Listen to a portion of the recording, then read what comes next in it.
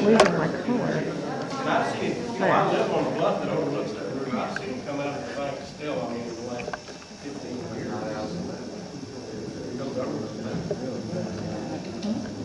All right, here's one. I have a 5-year-old at home. How long do we plan on doing it?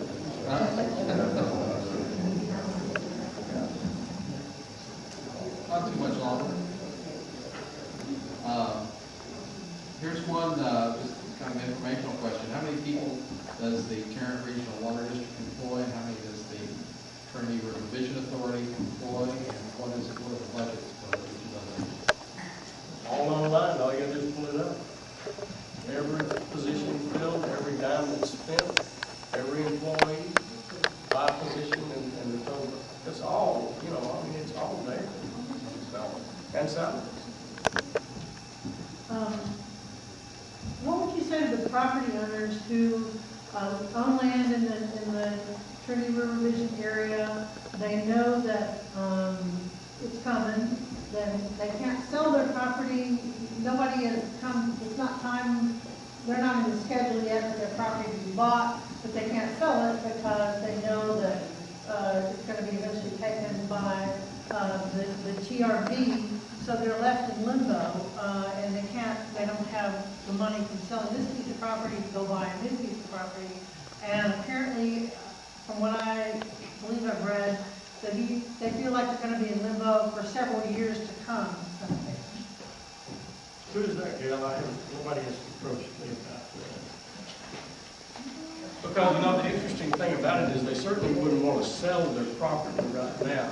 Because if it's taken by the Tarrant Regional Water District, then you have all of the assurances that go along with the relocation cost. I mean, not just the cost of the property, but we have to provide for and make sure that they have the same assemblage. Just like when we did all that stuff at the end of Meacham Field out there in the 90s.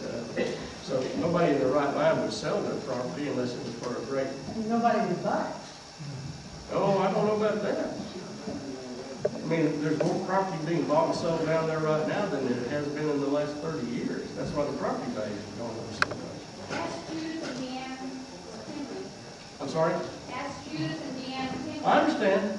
There are some that are being condemned, and they will make a whole lot more money than, in my opinion. I tell every time that we've been approached by that as a lawyer, you're nuts to not pay these people what they want, because by the time the commission gives their award, they appeal that to district court. A district court jury hears that. You pay all the attorney's fees and everything that goes with it is a whole lot more than what you could have paid for what the asking price was. But that's just the lawyer.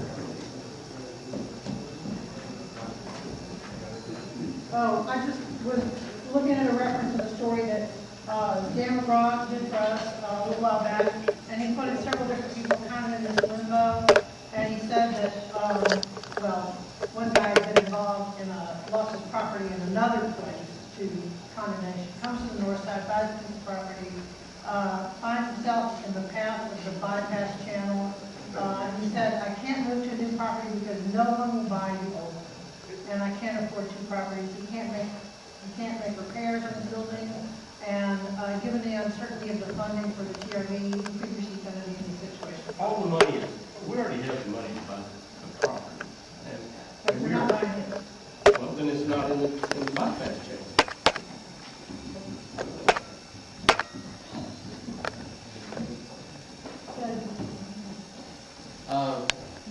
Want y'all to make about 3 minutes to make closing statements? Yes, I really enjoyed being overnight. Thank you for inviting me. And it's always an honor to be here with this guy. Great respect for him and for the rest of the people on this panel up here. But, you know, Clyde Piston is an old war horse. And old war horses, they don't go away. They keep fighting. And I think it's so important because Clyde and I didn't always agree on everything. And sometimes I wanted to just backhand him, and I'm sure he wanted to backhand me. But you know, you have a new emblem in the city of Fort Worth, Tamale, and that design, and guess who did that? Me and Clyde. We were the committee that redid that. So you can't say he and I can't get along on certain projects and certain things. But I think that the beauty of being in a democracy is having the opportunity to discuss things and to do it in a in a civilized manner and accept each other's positions. And, you know, as long as the democracy works, it only takes 50% plus one vote to make the deal go. You know, and I believe that. And I'm so ashamed for people to be in this city, this large, with this much potential, and that little interest in their elected officials. If you stop and think about it. The backroom deal. Yeah, well, I don't know about that. I'm talking about when you have 10% of the people that are in the city choosing the leaders and letting projects go forward when 90% want to raise hell about it. You know, I used to always ask, did you vote? And if they told me they didn't vote, you know, I wasn't really interested in what they I had. didn't have a chance on this. Backroom deal. I appreciate it, and you know, even though you're making those accusations at me, I appreciate your ability to do that. And I think Colonel Fish and I both agree, we'd go put a uniform back on and do it all over again for your right to get to do it. Thank you all.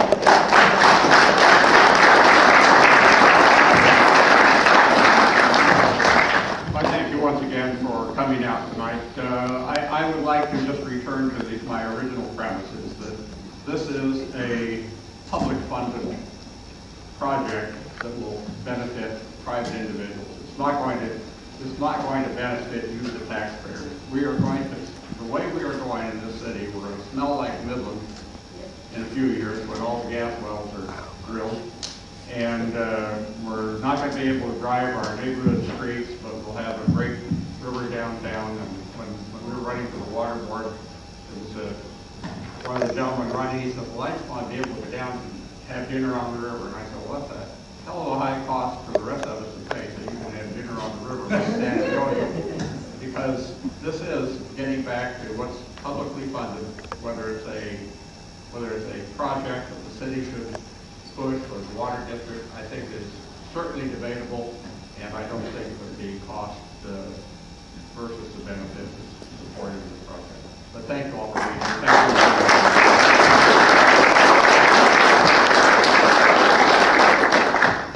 You know, I want to echo kind of some of the same things, but I want to start by saying the 10% he talked about in local elections. It was funny when you know, I've run twice for water board, and I've had people come up to me afterward and say, you know, we really supported you, we were behind you, and I look on the voter rolls, and they didn't vote. We're that supportive. I would also just echo kind of what I said before. I'm not going to beat a dead horse and say that I really think that this is kind of a distraction. And as a meteorologist, my focus is always water. You know, remember back to your elementary and middle school days, the water cycle is pretty simple.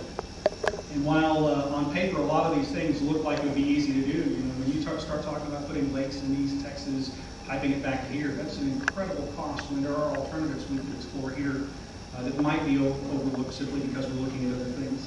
On another note, I would like to thank both of them for, especially we start with Jim. He did know what he was coming into tonight. There's no doubt about it. And to show up when others didn't, I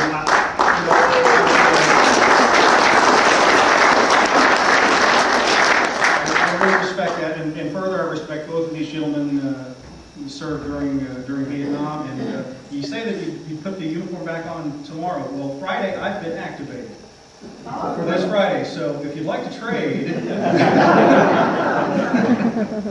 thank you. Been there, done that.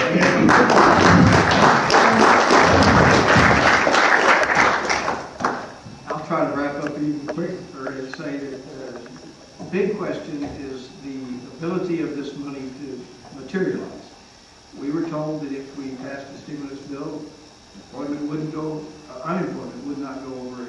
We were told the Mercado project was good. We were told on rail market, all of these things. The projections are easy to make. I'm an accountant. One of the things I do is I deal with forecasting. And when we make forecasts and put our name on it, it has to be realistic and it has to be right. And I don't know that I've ever had a client come to me with a project that they didn't have unrealistic expectations. It's easy to put numbers on a piece of paper or a spreadsheet. It's hard to materialize and to develop that stuff.